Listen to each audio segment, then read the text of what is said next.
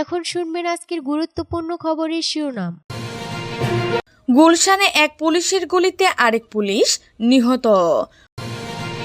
মুক্তিযোদ্ধা কোটা অমান্য করা দুঃখজনক, জানিয়েছেন শিক্ষামন্ত্রী। প্রশাসন এখন ব্যবসায়িক প্রতিষ্ঠানে পরিণত হয়েছে, জানিয়েছেন গৈশ্বর।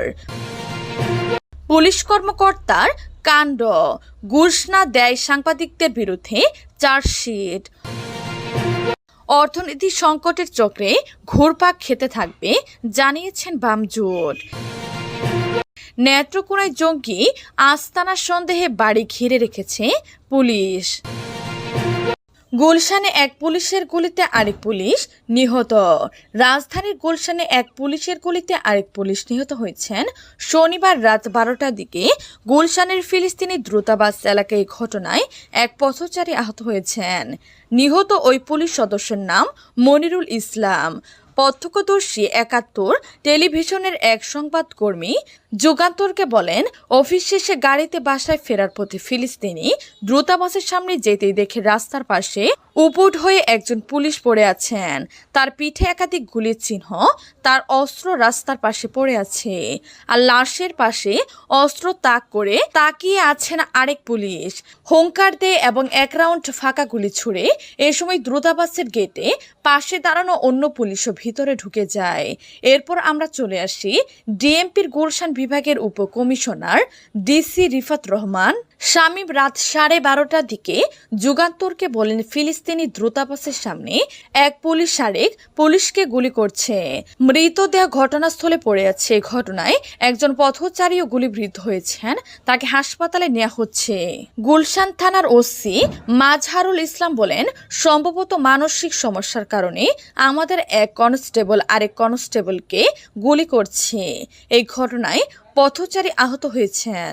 মুক্তিযোদ্ধা কোটা অমান্য করা দুঃখজনক, জানিয়েছেন শিক্ষামন্ত্রী। শিক্ষামন্ত্রী মুহিবুল হাসান চৌধুরী বলেছেন, মুক্তিযোদ্ধারা জীবন বাজি রেখে আমাদের এই দেশটাকে স্বাধীন করে দিয়ে গেছেন।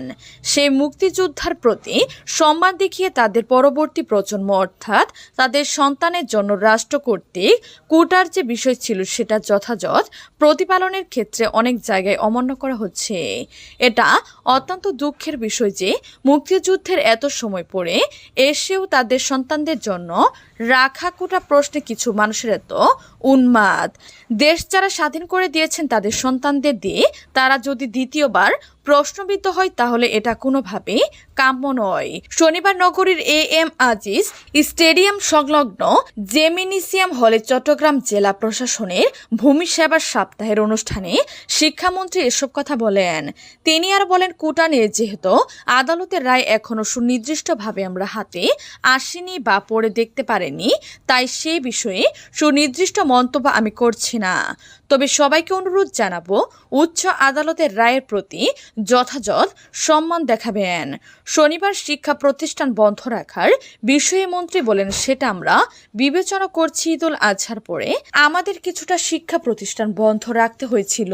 চট্টগ্রাম জেলা প্রশাসক আবুল বাশার মোহাম্মদ ফখরুজ্জামানের সভাপতিত্ব ও সিনিয়র সহকারী কমিশনার রাজীব হোসেনের সঞ্চালনায় সপ্তাহব্যাপী ভূমি সেবা সপ্তাহের উদ্বোধনী অনুষ্ঠানে বিশেষ অতিথি ছিলেন বিভাগীয় কমিশনার মোহাম্মদ তুফাইল ইসলাম, পুলিশের চট্টগ্রাম ব্রাঞ্চের অতিরিক্ত DIG সঞ্চয় সরকার, জেলা পুলিশের অতিরিক্ত পুলিশ সুপার প্রশাসন ও অর্থ কবির আহমেদ প্রমুখ। প্রশাসন এখন ব্যবসায়িক প্রতিষ্ঠানে পরিণত হয়েছে, জানিয়েছেন গৈশ্বর। বিএনপির স্থায়ী কমিটির সদস্য গৈশ্বর চন্দ্র রায় বলেছেন, বাংলাদেশের এমন কোনো কারাগার নেই যেখানে দলের নেতাকর্মীরা বন্দী নেই। এই আটকও একটি বাণিজ্য, ধরে আনতে পারলে বাণিজ্য। আত্মীয় স্বজনরা দেখা করতে গেলে টাকা, খাবার দিতে গেলে টাকা, রিমান্ড না নেওয়ার জন্য টাকা, এরকম অনেক খাত আছে। প্রশাসন জনগণের নিরাপত্তার জন্য নয়, এখন ব্যবসায়িক প্রতিষ্ঠানে পরিণত হয়েছে। খুনি, দুর্নীতিবাজ ও লুটেদের রক্ষা করাই যেন প্রশাসনের কাজ। শনিবার বিকালে রাজধানীর নয়াপল্টনে কেন্দ্রীয় কার্যালয়ের সামনে এক মানববন্ধনে তিনি এই কথা বলেন। বিএনপি চেয়ারপারসন খালেদা জিয়া, ঢাকা মহানগরীর সিনিয়র সদস্য ইঞ্জিনিয়ার ইশরাক হোসেন ও স্বেচ্ছাসেবক দলের ঢাকা মহানগর দক্ষিণের সভাপতি জহিরুদ্দিন তুহিন সহ সব রাজনীতিদের এই কর্মসূচির আয়োজন করে ঢাকা মহানগর দক্ষিণ বিএনপি। গৈশ্বর রায় বলেন, আজকে বিচারের আগে পুলিশ হাত পা ভেঙে বিচার করছেন। থানায় ঢুকে ছাত্রলীগের কর্মীরা পুলিশের সামনে বিএনপি নেতাকর্মীদের পিটাচ্ছে, কোনো বিচার নেই। তিনি বলেন, জনগণের নিরাপত্তা দিলে আইন শৃঙ্খলা বাহিনীর নিরাপত্তা থাকে না। যেখানে সরকারি ভেজাল সেখানে প্রশাসন নির্ভেজাল থাকে না। যে দেশে আইনের শাসন নেই সে দেশে জনগণ বিচার চাইবে কার কাছে? পুলিশ কর্মকর্তার কাণ্ড, ঘুষ না দেয়ার সাংবাদিকদের বিরুদ্ধে চার্জশিট। 2 লক্ষ টাকা ঘুষ না দেয় সাংবাদিকদের বিরুদ্ধে তদন্ত ছাড়াই চার্জশিট দেওয়ার অভিযোগ উঠেছে কুমিল্লায় ইন্ডাস্ট্রিয়াল পুলিশের এক তদন্ত কর্মকর্তার বিরুদ্ধে। অভিযুক্ত পুলিশ কর্মকর্তা ইন্ডাস্ট্রিয়াল পুলিশ 8 কুমিল্লা জোনের এসআই নিরস্থ মনিরুল ইসলাম। অন্যদিকে ভুক্তভোগী দৈনিক যুগান্তরের কুমিল্লা ব্যুরো রিপোর্টার আব্দুল খায়ের। জানা যায় 2023 সালে 17 সেপ্টেম্বর দৈনিক যুগান্তরের প্রথম পাতায় কুমিল্লার বরুডায় 5 প্রভাবশালীর নিয়ন্ত্রণে দুর্নীতির সাম্রাজ্য শিরোনামে একটি অনুসন্ধানী সংবাদ প্রকাশিত হয়। যুগান্তর প্রতিনিধি আবুল খায়ের ভুক্তভোগীদের বক্তব্য এবং প্রয়োজনীয় তথ্যপাত্র সংরক্ষণে রেখে ওই সংবাদ প্রকাশ করেন। পরে ওই সংবাদে মানহানি হয়েছে দাবি করে সংবাদ প্রকাশের 2 দিন পর 19 সেপ্টেম্বর বরুডা পৌরসভার মেয়র বক্তার হোসেন বাদী হয়ে সাংবাদিক আবুল খায়ের বিরুদ্ধে আদালতে একটি মানহানির মামলা দায়ের করেন। ইন্ডাস্ট্রিয়াল পুলিশের কুমিল্লা জোনকে মামলাটি তদন্তের জন্য নির্দেশ দেন আদালত। এতে ওই জোনের এসআই মনিরুল ইসলাম তদন্তের দায়িত্ব পান। পরে যুগান্ত প্রতিনিধি আবুল খায়েরকে ইন্ডাস্ট্রিয়াল পুলিশের কুমিল্লা কার্যালয়ে ডেকে নিয়ে 2 লাখ টাকা ঘুষ দাবি করেন ওই তদন্ত কর্মকর্তা। অর্থনীতি সংকটের চক্রে ঘুরপাক খেতে থাকছে জানিয়েছে বাম জোট। অতীতের অর্থনৈতিক সংকটের কারণ চিহ্নিত করে তা দূর করার কোনো দিক নির্দেশনা প্রস্তাবিত বাজেটে নেই। তাই দেশের অর্থনীতি সংকটের চক্রে ঘুরপাক খেতে থাকছে বলে মনে করেন বাম গণতান্ত্রিক জোটের সমন্বয়ক ও বাসদের সাধারণ সম্পাদক বজলুর রশিদ। আজ শনিবার বিকেলে রাজধানী ঢাকার জাতীয় প্রেস ক্লাবের সামনে আয়োজিত সমাবেশে কথা বলেন বজলুর রশিদ। 2024-25 অর্থবছরের প্রস্তাবিত বাজেট প্রত্যাখ্যান করে এই কর্মসূচির ডাক দেওয়া হয়। সমাবেশে বক্তব্য দেন সিপিবির সাধারণ সম্পাদক কমরেড রুহিন হোসেন, গণতান্ত্রিক বিপ্লবী পার্টির সাধারণ সম্পাদক মুশরিফা মিশু, বিপ্লবী কমিউনিস্ট লীগের সম্পাদক মণ্ডলীর সদস্য আব্দুস সাত্তার, বাসদের সহকারী সাধারণ সম্পাদক রাজেকুজ্জামান, বাসদের মার্ক্সবাদী সমন্বয়ক মাসুদ রানা। সমাবেশে বজলুর রশিদ বলেন, সরকারের দুর্নীতি, অপচয় ও লণ্ঠনমূলক নীতির দায় জনগণের উপর চাপিয়ে কর ও ভ্যাট বৃদ্ধির বাজেট জনজীবনে দুর্ভোগ বহুগুণ বাড়বে। প্রস্তাবিত বাজেটকে সংকটের চক্রে ঘূর্ণমান দিশাহীন বাজেট বলে মন্তব্য করেন তিনি। নেত্রকোনায় জঙ্গি আস্তানা সন্দেহে বাড়ি ঘিরে রেখেছে পুলিশ। নেত্রকোনা সদর উপজেলার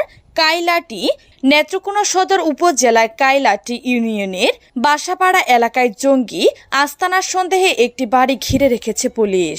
শনিবার বেলা 1টার পর থেকে চারদিকে উঁচু প্রাচীন ঘিরা দ্বিতল বাড়িটির চারপাশে অবস্থান নেয় পুলিশের একটি দল। তাদের ধারণা, ওই বাড়িতে জঙ্গি প্রশিক্ষণের জন্য ব্যবহার করা অস্ত্র ও বোমা থাকতে পারে। এরই মধ্যে কিছু সরগ্রাম উদ্ধারের দাবি করেছে পুলিশ। স্থানীয় সূত্রে জানা গেছে, বাসাপাড়া এলাকায় ওই বাড়ি আটপাড়া উপজেলা নোয়াপাড়া গ্রামের আব্দুল মান্নান নামে এক ব্যক্তি প্রায় 20 বছর আগে নির্মাণ করেন। আব্দুল মান্নান পেশায় ঢাকা প্রকৌশল ও প্রযুক্তি বিশ্ববিদ্যালয়ের ডুয়েট শিক্ষক। তিনি সেখানে একটি কলেজ স্থাপন করতে চান, কিন্তু তা আর হয়ে ওঠেনি। 2 বছর আগে বাড়িটি তিনি এক ব্যক্তির কাছে ভাড়া দেন। জানা গেছে, ভাড়া দেওয়ার পর থেকে ভাড়াটিয়ার বাড়ির সীমানা প্রাচীন আরও উঁচু করেন। এরপর নারকেল গাছ, আম গাছ ধরে সীমানা প্রাচীনে প্রায় 20টির মতো সিসিটিভি ক্যামেরা বসানো হয়। বাড়িটির ভিতরে 2টি পুকুর রয়েছে। ওই বাড়িতে স্থানীয় কাউকে ঢুকতে দেওয়া হয় না। পুলিশ সূত্রে জানা গেছে, গোয়েন্দা তথ্যের ভিত্তিতে শনিবার বেলা 1টার দিকে নেত্রকোনা মডেল থানার ওসি আবুল কালামের নেতৃত্বে অভিযান চালায় একদল পুলিশ। এই সময় বাড়িটির নিচতলায় একটি কক্ষে একটি বিদেশি পিস্তল, 17 রাউন্ড গুলি, প্রচুর পরিমাণ খেলনার পিস্তল, 2টি ওয়াকি টকি, একটি হ্যান্ডকাপ, 1 বস্তা জিহাদি বই সহ বিভিন্ন জিনিস পাওয়া যায়। পুলিশের ধারণা বাড়িটিতে বোমা জাতীয় বিস্ফোরক দ্রব্য থাকতে পারে। বিকাল 6:45 দিকে নেত্রকোনা পুলিশ সুপার মোহাম্মদ ফয়েজ আহমেদ ঘটনাস্থল পরিদর্শন করে জানান পুলিশের বিশেষায়িত টিম কাউন্টার টেরোরিজম ইউনিটকে খবর দেওয়া হয়েছে।